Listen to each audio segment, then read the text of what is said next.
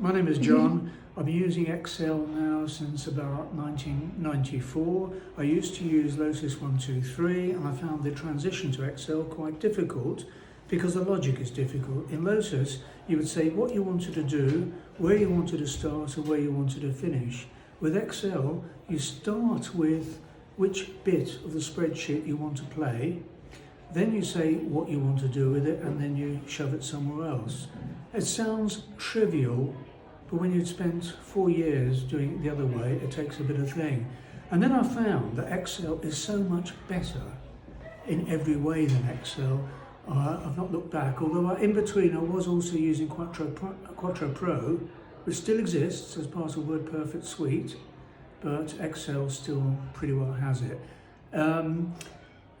No longer being in waged employment, I'm using this for personal research, which requires a lot of VBA because I keep on making mistakes. So I go back and at least it'll do it again for me properly with loads of simulations.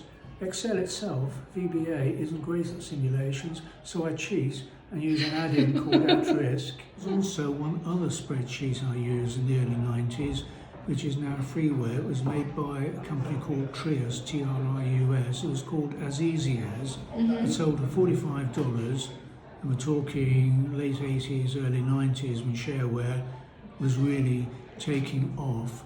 And one of the things it had, which Excel at the time, certainly until 2000 probably, didn't have as easy, was writing your own user-defined function.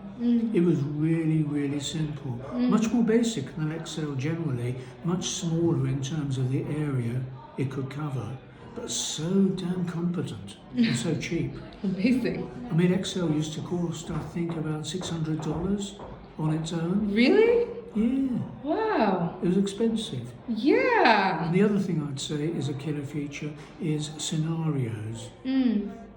Where you can just make one thing a parameter and say, okay, tell me what all of these different possibilities look like on one page.